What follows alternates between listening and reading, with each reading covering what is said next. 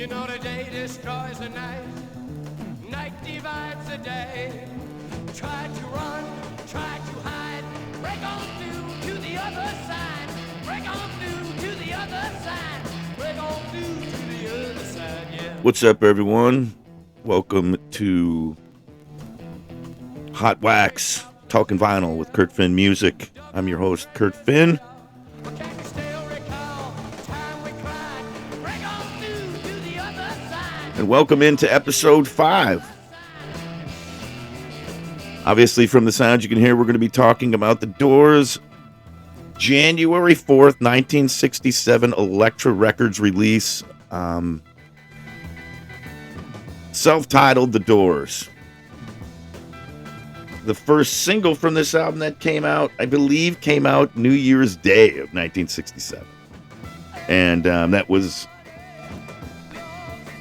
this song right here, Break On Through.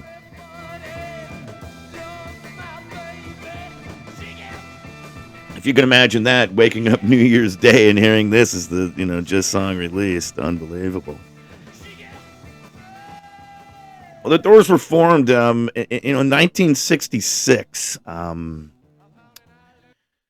Venice Beach, I believe it. It was in L.A. and Ray Manzarek and Jim Morrison were going to film school together, and Ray Manzarek took a liking to Jim in his real charismatic ways, and his writing. Of course, they're both were partners, in film school, writing film.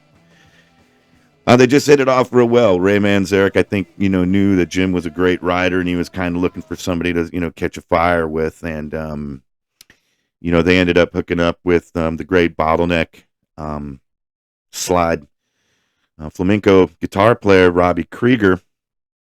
And, of course, the great jazz drummer, Johnny Densmore. And, of course, Ray Manzarek, Chicago's own, and then Jim Morrison. In this band, they got together very quickly, and they started, jamming and rehearsing. 1966 in Venice Beach. You could kind of describe their music as jazz, maybe classical, maybe blues, psychedelic, folk, rock. I mean, it was all of it. I mean, they really had a unique sound. Now, there was other bands at the time, because this was kind of an influential time, 1965, 1966. In California, Southern California, and and in San Francisco, in Northern California, in LA,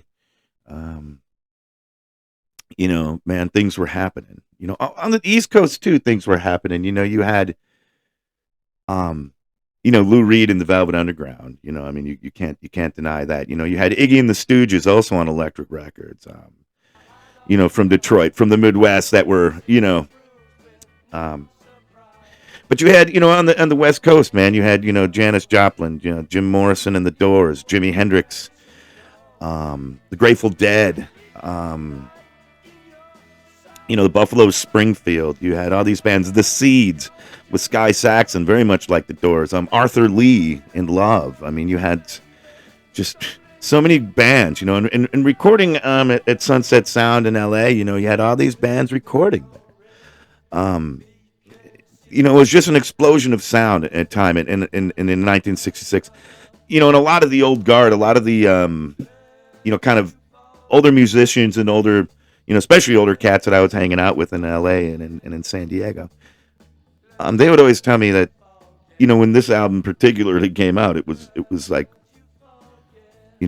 splitting atoms. It was groundbreaking. It was just like, what do we do with this information? Jim Morrison, obviously their live shows became famous, really before their first album came out.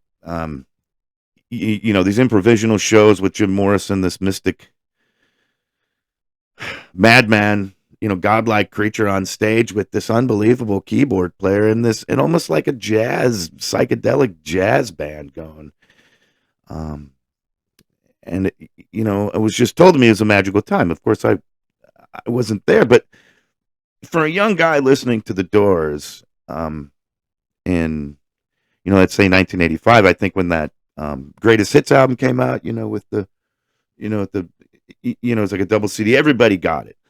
I can't remember the name of the book offhand. I think it was called Weird Scenes Inside the Gold Mine. It's loosely what the movie was based off. I read the book, and um, it was kind of cool because once I started getting into the Doors, and like a lot of the bands I do in general, I like to, once I get into them, I like to, especially the bands from the, that I didn't get to live through, I like to go ahead and buy the first album and buy them in succession. So I'm getting into the Doors after listening to the greatest hits. First thing I do is go out and buy the new record. Not the new record, but their first record. And right away I'm blown away by it, because of the songs that weren't necessarily on the greatest hits. Of course, a lot of them are. But I remember this cat telling me about, he's like, I said, well, what did you think about the Doors, right? Like, and he was like, man, 5 fucking times a day, Light My Fire was on the radio. No shit. Yeah. About 5 times a day, he says. And I said, well, didn't you get sick of it? And he said, fuck no, man. It was, it's one of the greatest songs he'd ever heard. The first time, a lot of people heard that song, it was a radio edit, right? Where it was like the short version, but then you'd hear it, come out and it kind of had the jam in it and everything. Like, a lot of people say it was like Coltrane, My Favorite Things and stuff like that. But what Paul Rothchild had to do, in essence, is when he finally, Mr. Morrison, you want to come down there and make a record, as the story goes, when he comes down, he basically wanted to get them into the studio to record them as they were live on stage, because that was the big draw. Everybody loved going to see the Doors live. Now, how do you capture that on record? A lot of bands that I've been in, pretty much, I think every one of them, we've recorded an album live, in studio, as if we were doing, a gig, because you don't want to really have all the tracking. You can kind of hear tracking. I mean, there's some tracking on this Doors record, but not a whole hell of a lot. I mean, what you got was kind of a live performance from the Doors, and you can definitely feel that in this record. Of course, this isn't even my favorite Doors album. I mean, Strange Days and Soft Parade, Morrison Hotel, Waiting for the Sun. I mean, LA Woman. Those, I wouldn't say all of them, but I'd say some of them are better than the first record. But what the first record meant is what it solidified was a certain time, in space. You know what I mean? It kind of cleansed the Doors of perception. Like, Morrison was one of those guys that just probably wasn't supposed to be on this earth that long, but while he was, he shared a powerful message. A Crystal Ship, what a great song. But this record was, they became like one of the biggest bands in the fucking world. I mean, when this album came out, I'm talking like the biggest band in the world. Huge in Europe, huge,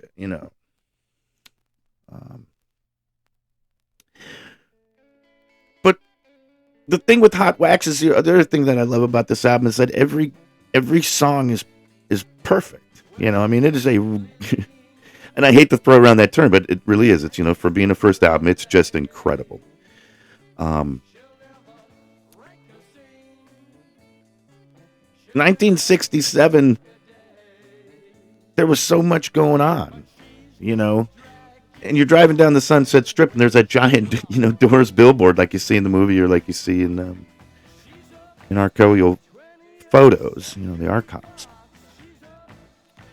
They were something, they definitely had the stage presence. They had the live show, the hit songs, which, I think Robbie Krieger even, he wrote Light My Fire. Not Morrison. Not their biggest song was written by Robbie Krieger. But when I first heard this record, I'll tell you, the one thing it really struck me, like I said, that this was a perfect record from front to back. You put it on and you're like, you get in your zone, you get in your happy place, and you listen to the whole damn thing the whole way through, and there's not a bad apple, there's not a sour tart. It's just a perfect record. And the sound and the production and everything about it, Sunset Sound, man, they had it there. They just had it, man. That was that time. That's where everybody was recording hit records, man. And the Doors definitely were able to do that. recorded hit record with Paul Rothchild at the Dials. And their live shows would take on, the persona all their own. And I'm, I think it's really cool that he was able to, harness that on this first record. Like I said, as a young man, I mean, in junior high school, in that time, I tell, like if somebody, 16 or 17, like my kids, right? My daughter's going to be 19, but you put on the Doors and it's like, man, that is so fucking old to them, and I'm not that old, but I mean, to me, it wasn't, it was like the story was still fresh. I mean, this wasn't something that, I mean, this was an old sock, man. This was real shit, learning about Morrison. When we talked about the albums in episode 3 and 4, I believe, we did the Black Crowes first album, which I think is a great album. But the last album we did was the Blind Melon album, self-titled. There's a lot of similarities with Morrison and Shannon Hoon, I think, mentally, and also their voices and their lyrics and the way they influenced people to live, think, open their minds. But I think that first album, the first album, the Doors' first album, a lot of people tell me, it was definitely an awakening. And I'll tell you,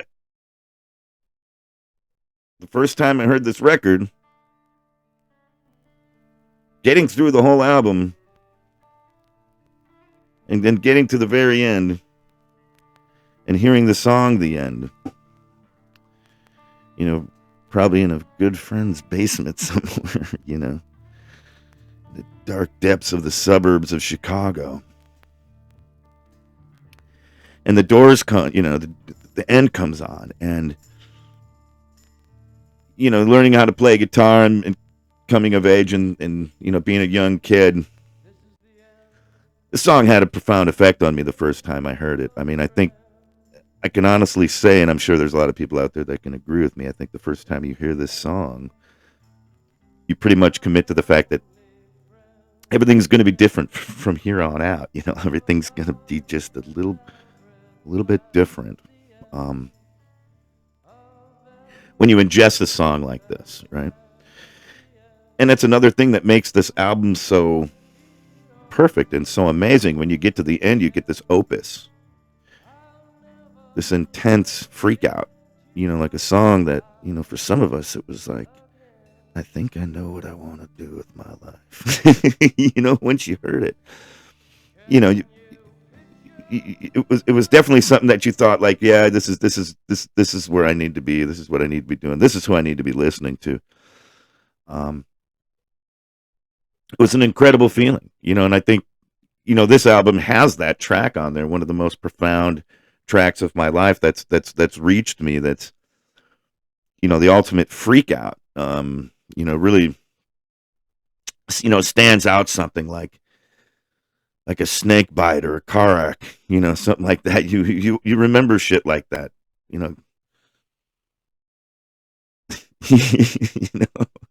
but the whole time that I listened to the Doors, I think my favorite time that I ever did was when I was first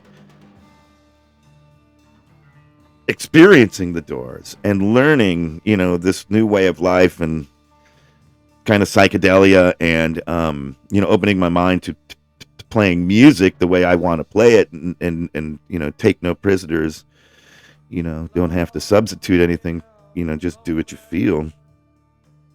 Much like the Grateful Dead and those psychedelic bands of that era kind of influenced a lot of people to, as they, using their minds and just, living a different lifestyle. I think Morrison definitely a pioneer in some ways, not just as a poet, not just as a musician, not just, as a rock star, but, as a human being. I mean, the guy just pushed the envelope, and, obviously that's part of the big reason why he's not here today. But the guy was an amazing performer and a very talented and esoteric human being. I think the first time people hear the Doors, you forget that they put out some amazing records, because the Doors, for a lot of people are still that greatest hits, band. It's like, you go through somebody's record collection, man, and it's like, well, they got the best of the Doors. But then you go over to some guy's house and it's like, man, you got the Soft Parade and Waiting for the Sun, man. You got, okay, this guy likes the Doors, But a lot of things changed, man, in 1967 on January 4th when that album came out. And everybody that experienced that musically that I was friends with, especially when I was living in Southern California, told me as much. That anybody that saw the Doors was completely blown away. Now, I had a chance to see the Doors. It was actually called the Doors of the 21st Century, and it was one of the best concerts I've ever seen. I'd always tell people that. It was, Ray Manzarek and Robbie Krieger. I can't remember if the drummer was Stuart Copeland at the time. But Ian Astbury of the Cult was singing, and I'll tell you what, that was the closest I got to the damn thing. And it was pretty damn cool, from what I saw. And actually, they played with Arthur Lee of Love, and he played Forever Changes, and then the Doors show came out, and it was just like I would imagine in a concert. This music whipped people into a frenzy. It was amazing. And it was cool to have the band, be done justice to where I would think that Morrison definitely had approved of what they were finally putting up on stage and being able to do again, because they were able to capture a magic, at least I thought. It's one of those albums still, and that's what I love on Hot Wax. It's just an album that you put on, and every single song is where it should be, in succession. There's not a bad song. It's just, from front to back. It's when, I hate throwing around the word for, good first albums or any record, but it's perfection. Every song, it's like, yep. And then you get to the end of the album and there's this opus, this crazy song that, they couldn't really play live on TV or anything like that. There's always that joke about when they played on Ed Sullivan and, girl, we couldn't get much higher, and Morrison accentuated, which really wasn't true. That was just kind of something they put in the movie. Morrison just said the word higher. You couldn't say it on TV. And you definitely couldn't have some of the content of the end on TV.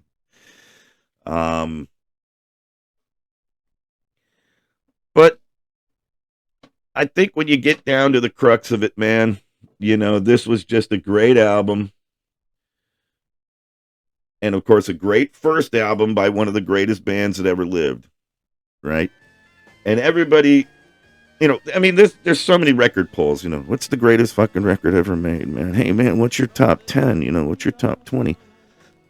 This album's always in a lot of people's top 10 or top 20, especially those old guard guys, especially, the old jockeys, man, the guys that are still alive that were there. The Doors' first album, always gets it done. And Rothschild just did a great job recording it. And, like I say, again, there's so many good records recorded at the Sunset Sound and, in LA in that period. You got to give them up to them. But, this album was groundbreaking. It was, again, it changed the course of time, and of course, he wasn't here long enough to share that gift, but for a short time, that fire burned out pretty quickly. But, I think Morrison was, again, one of those guys, just not meant to be here forever. But But what a great band he had. I mean, you listen to his backup band is amazing. We talked about that with Blind Melon. The Doors, I mean, Ray, Robbie, and John are incredible. You can actually hear some of those albums they did without Morris and other voices. I think was one of them. But they were incredible. And then, of course, you have some of the music they did for the American Poet. But if you listen to some of the Doors albums without Morrison, the band was incredible. But, for a moment in time in 1967 when this album came out, it split the world in half, and, worldwide, this album, and this song, especially Light My Fire, obviously one of the biggest songs ever, their biggest charting song. So, when you think of great albums, you always think of the influence it had, the innovation, and then again, how much you love it, how much you connect with it, how much you can feel it, how much like every song, every twist and every turn. And at Hot Wax, that's why I like to, pick albums where I feel like every song is in place, and it's just one of those albums that the first time you hear it, you always remember, and I sure do. So that's it. The Doors, 1967, self-titled album, The Doors. The last couple ones we did were, the Black Crowes' first album, a Beach Boys thing, but the last two albums I've done have been first albums, great first albums. So this was a great third one, great third album. Next episode, I'm going to break out one of my all-time favorite albums. I'm going to give you guys a little heads up, so if you guys want to listen to it. It's called If I Could Only Remember My Name by David Crosby. It's his first solo album, after the Hollies and Buffalo Springfield and the Byrds. I don't know, maybe he wasn't in the Hollies. He was in the Byrds and Buffalo Springfield and obviously Crosby, Stills, Nash Young. But it's, David Crosby first solo album, If I Can Only Remember My Name. That's the next one we're going to be doing. So thanks for tuning into Hot Wax. I'm Kurt Finn. This has been The Doors' first self-titled 1967 release on Elektra Records, self-titled The Doors. Thanks for hanging out with me. And next week it'll be, or next episode it'll be If I Can Only Remember My Name by David Crosby. So, love you guys. Love what you spin. Spin what you love.